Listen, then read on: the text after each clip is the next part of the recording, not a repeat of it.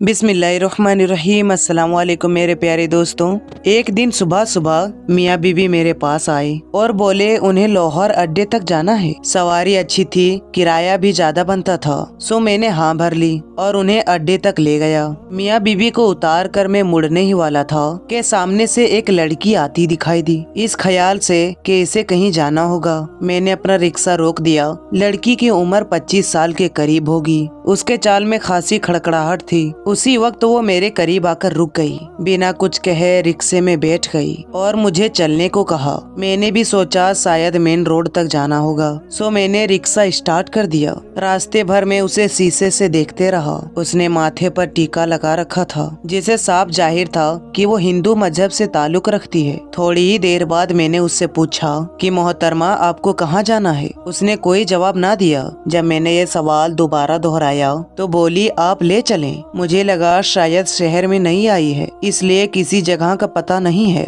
शायद जगह देखकर इसे याद आ जाए। सो मैं रिक्शा लेकर चलता रहा, यहाँ तक कि मेन रोड खत्म हो गई। मैंने दोबारा पूछा मोहतरमा आपने बताया नहीं आपको कहाँ जाना है। बोली जी साहब किसी भी मुसलमान बस्ती में उतार दो। अरे मोहतरमा यहाँ सारे ही मुसलमान हैं, आप बताइए जाना कहाँ है, क्या आपके पास कोई पता है, मैं वहाँ आपको छोड़ देता हूँ। वो घबरा कर बोली मुझे कहीं नहीं जाना, जहाँ आपका दिल करे वहाँ छोड़ दे। इसके जवाब पर मैं भी बौखलाया, भला ये क्या बात हुई, अगर मंजिल का नहीं पता था तो सफर क्यों कर रही थी। मैंने थोड़ा गुस्सा किया तो वो रोने लग गई। मैंने कहा मेरा ये मतलब नहीं था, मुझे तसल्ली से जगह बता दीजिए। वो रोते हुए बोली मेरा कोई ठिकाना नहीं है और ना ही मेरा इस दुनिया में कोई वारिस है, आप मुझे अपने साथ अपने घर में ले चलो। मुझे बेशक घर में नौकरानी बना कर रख लो, मैं सिर्फ 2 वक्त की रोटी खाऊंगी और आपसे कोई भी तकाजा नहीं करूंगी। आपको बताते चलूं कि मैं पाँव से लंगड़ा हूँ, मैंने लकड़ी की टांग लगवा रखी है और इसी के सहारे रिक्शा चलाता हूँ, जबकि गांव में मुझे कोई भी रिक्शा देने को तैयार न था। वजह एक तो मेरा लंगड़ापन था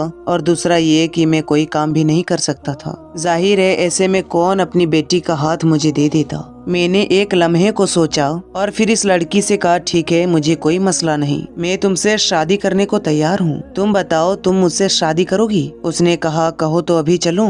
नहीं कुछ दिन दारुल अमान में रह लो, अपनी तरफ से इत्मीनान कर लो और फिर शादी के लिए रजामंद हो जाओ तो मुझे बता देना। ये सुनकर उसकी आंखों में चमक आ गई। बोली आप बहुत अच्छे हैं साहब, मुझे और क्या चाहिए, आप मुझसे शादी कर लो, मैं भी शादी करने के लिए तैयार हूँ। सो अपनी वकील दोस्त को फोन करके उसे सारे सूरत हाल से आगाह किया और कहा मैं अभी इससे निकाह करना चाहता हूँ। उसने मुझे सोच विचार का मशवरा दिया, जिसे मैंने तहम्मुल से सुना और कहा मैं आपकी बात से इत्तेफाक करता हूँ, मगर मेरा दिल कह रहा है ये लड़की मासूम है। खैर उनका काम तो था समझाना, सो उन्होंने समझा दिया। मुझे कहा कि मैं इस लड़की को लेकर कचहरी आ जाऊँ। अभी तक मैंने उसका नाम नहीं पूछा था। आसिफ भाई से बात करने के बाद मैंने उससे नाम पूछा। उसने अपना नाम किरण बताया। मैंने रिक्शा मेन रोड से कचहरी की तरफ मोड़ा और 10 मिनट में कचहरी पहुंच गया। अपने दोस्त के चिंबर पर पहुंचा, वो मुझे अपने ऑफिस ले गया। आसिफ भाई के ऑफिस में उनके 3-4 दोस्त बैठे हुए थे। निकाह के वक्त पता चला कि किरण ने अभी ही इस्लाम कबूल किया है। वो 2-3 दिन पहले ही मुसलमान हुई है और उसे नमाज रोजे के बारे में नहीं पता है। आसिफ भाई ने एक और सवाल किया कि वो कुंवारी है या नहीं, तो इस सवाल पर वो चुप हो गई। खैर बाकी मामलात के बाद हमारा निकाह हो गया। हम मियाँ बीबी के बंधन में बंध गए। मुझे किरण से मोहब्बत महसूस होने लगा। मैंने उसे बाजार से एक साल भी लेकर दी और उसे रिक्शे में बैठा कर अपने घर ले आया। मैंने उसे कहा तुम यहीं बैठो, मैं तुम्हारे लिए कपड़ों का जोड़ा लेकर आता हूँ। पता नहीं क्यों इन कपड़ों में अच्छी नहीं लगती थी। मैं फटाफट बाजार गया और जमा पूंजी का तकरीबन 50% हिस्सा मैंने किरण के लिए कपड़े खरीदने और खाने पीने चीजों में लगा दिया। चीजें लेकर घर आया तो वो मेरी मुंतजिर बैठी थी। मैंने उसे कपड़े दिए और कहा कि हाथ मुंह धोकर आ जाओ, तब तक मैं खाना लगाता हूँ।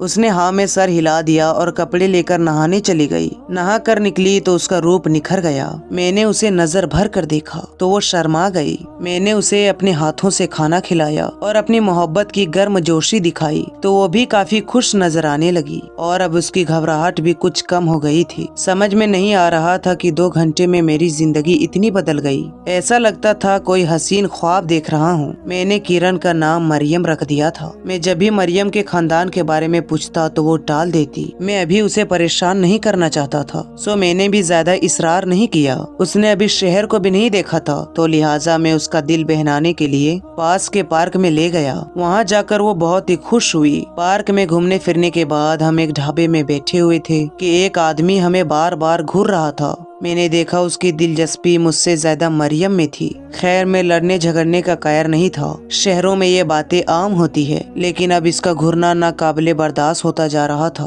और उसकी हरकतें किसी हद तक मशहूक हो गई थी। थोड़ी ही देर बाद उसने फोन कान से लगाया और बोला, हाँ रे करतूस, कहाँ है तू? मैं तेरे लिए बहुत बड़ी खबर लाया हूँ। ये देखकर उसने नजदीकी स्टेशनों पर मिलने के लिए कहा और फोन बंद कर दिया और ढाबे से निकल गया। मरियम इन बातों से बेखबर थी, लेकिन मैं थोड़ा परेशान हो गया था। ना जाने इन लोगों की क्या नीयत थी। खैर, हमने जल्दी से खाना खाया और अपने घर की तरफ चल दिए। रास्ते में हमने महसूस किया कि कोई हम दोनों का पीछा कर रहा है, मगर जो ही मैंने पीछे मुड़कर देखा, मुझे सब कुछ नॉर्मल लगा। हम तकरीबन 1 घंटे में अपने घर पहुंच गए। घर पहुंचे तो मगरिब की अजान हो रही थी। मैंने नमाज अदा करनी थी। मरियम को घर में छोड़कर खुद मस्जिद चला गया और उसे सख्ती से हिदायत की कि कोई भी आ जाए, तुम दरवाजा मत खोलना, और अगर मेरा भी कहे तो उससे कह देना कि मैं मस्जिद नमाज पढ़ने के लिए गया हूँ। तकरीबन आधे घंटे के बाद मैं नमाज पढ़कर घर आया तो मरियम घबराई हुई थी। मेरे पूछने पर उसने बताया कि मेरे जाने के बाद कोई जोर जोर से दरवाजा खटखटा रहा था, इतनी जोर से कि वो दरवाजा तोड़कर अंदर आना चाहता हो। मैंने उसे तसल्ली दी और कहा कि शायद मेरा कोई जानने वाला होगा। पहले मैं अकेला होता था, सो मेरे दोस्त वगैरह कोई भी लिहाज नहीं करते थे।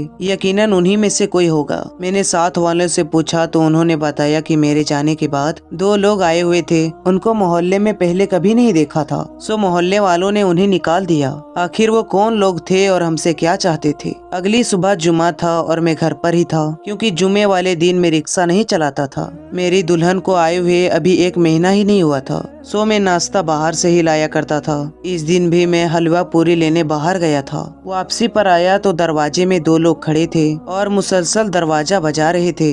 मैंने पूछा, तुम लोग कौन है? तो वो बोले, तुम मेरी लड़की को इस घर में रखे हैं। हम हैरान हो गए और पूछा, तुम्हारी कौन सी लड़की? मेरे घर में मेरी बीवी है और उसका नाम मरियम है। अरे, हम सब जानते हैं वो हमारी बीवी है। तुमने उसे जबरदस्ती यहाँ रखा हुआ है। अभी दरवाजा खोलो और उसे हमारे हवाले कर दो। मैंने इसकी बदमाशी देखी तो मुझे भी गुस्सा आ गया। मैंने हलवा पूरी साइड पर रखी और बाजू चढ़ाकर बोला, हिम्मत है तो ले जाकर दिखाओ। ये मेरा मोहल्ला है, सब लोग यहाँ मुझे जानते हैं। अगर ज्यादा बोले तो इसे पिटवाऊंगा कि वापस अपनी टांगों से नहीं जा पाओगे। ये मुझे कहना था कि उस शख्स ने मुझे गिरीबान से पकड़ लिया और बोला, तुम्हारी ये हिम्मत, शायद तुम मुझे जानती नहीं हो। मेरा नाम कारतूस है और मेरे नाम से बड़े बड़े लोग कांपते हैं। मुझे तुमसे कोई डर नहीं है, जो करना है कर लो। मैं तुमसे डरता नहीं हूँ। हमारी लड़ाई और शोर सुनकर मोहल्ले के लोग भी जमा हो गए थे। ये लोग दंगा फसाद मचा रहे थे। किसी ने पुलिस को खबर कर दी। पुलिस के आते ही ये लोग भागने लगे,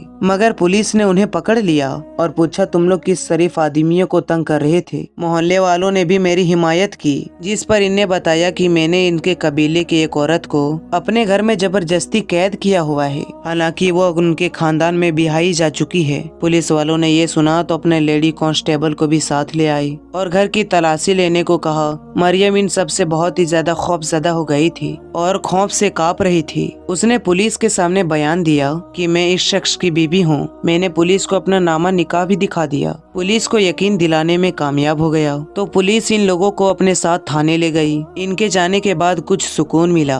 मैं सोच में पड़ गया कि आखिर ये लोग कौन थे और बिना वजह तो नहीं आए होंगे, जरूर ये मरियम को जानते होंगे। खैर, मैंने दरवाजा बंद किया तो देखा मरियम रो रही थी। मेरे दिल में भी अभी उसकी मोहब्बत है। मैंने मरियम को नाश्ता करवाया और फिर कहा, मरियम, तुम मेरी जिंदगी बन गई हो। अगर तुम अपनी जिंदगी के बारे में मुझे नहीं बताओगे तो मैं कैसे इन लोगों से बच पाऊंगा? मैं तंग तनहा आदमी हूँ। अगर कहीं नुकसान हो गया तो मैं बर्दाश्त नहीं कर पाऊंगा। मेरे पूछने पर मरियम ने बताया कि उसका ताल्लुक गैर मजहब कबीले से है। ये शख्स जिसने अपना नाम कारतूस बताया था, वो उसका नाम निहात शौहर था। मजीद पूछने पर मरियम ने बताया कि ये लोग 7 भाई थे। इनकी कोई कोई बहन न थी और अपने कबीले में उन्होंने बदमाशों की टोली बना रखी थी। ये किसी शख्स से जो बात मनवाना चाहते थे अपने ताकत के बिना पर मनवा लेते थे। इस इलाके में तो बात जाए तो सारे शरीफ थे और रस्मो रिवाज के पाबंद थे, लेकिन घर में बुराई का इसे शर्मनाक भाव था। ये सब बयान करते हुए भी शर्म आती थी।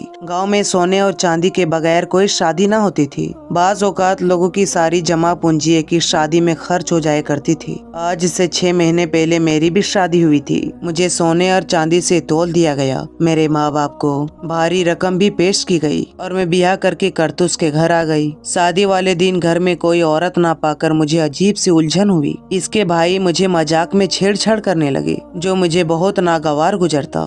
मैं अपने इलाके के रिवायत से तो वाकिफ थी और मुझ पे ये लाजिम था कि मैं अपने देवर और जेठों को भी खिदमत करूं, बल्कि उसके तकसीन का भी जरिया बनूं। लेकिन ना जाने मेरा दिल ये गवारा क्यों नहीं करता था। उस दिन अजियों का एक नया सिलसिला शुरू हो गया जो खत्म होने का नाम ही नहीं ले रहा था। मैं इन लोगों के लिए खिलौना बन गई थी। सारा दिन काम की थकन और फिर ताक रहते मेरे लिए किसी अजाब से कम नहीं थी। मुझे लगता था कि मैं कोई भेड़ बकरी हूँ। हैरत की बात ये थी कि ये सब भाई मुझे दिन के उजाले में भाभी कहते थे। कबीले वालों के सामने बड़े मासूम थे। मैंने पड़ोस पर रहने वाली एक बूढ़ी औरत पर भरोसा करके उसे ये बातें बताने की कोशिश की तो वो बोली मेरे 3 देवर और 2 जेठ थे। मैंने कभी एतराज ना किया कि कौन मेरा शौहर है। जिस घर में जितने मर्द होते हैं उन सबकी तुम पर जिम्मेदारी है, फिर चाहे वो तुम्हारे साथ जैसा सलूक करे, तुम्हें औरत होने के नाते सब सहना पड़ेगा। यही हमारे रस्मो रिवाज है और उन्हीं पर तुम्हें उतरना पड़ेगा। मैंने ये बातें सुनी तो मुझे सख्त हैरत का झटका लगा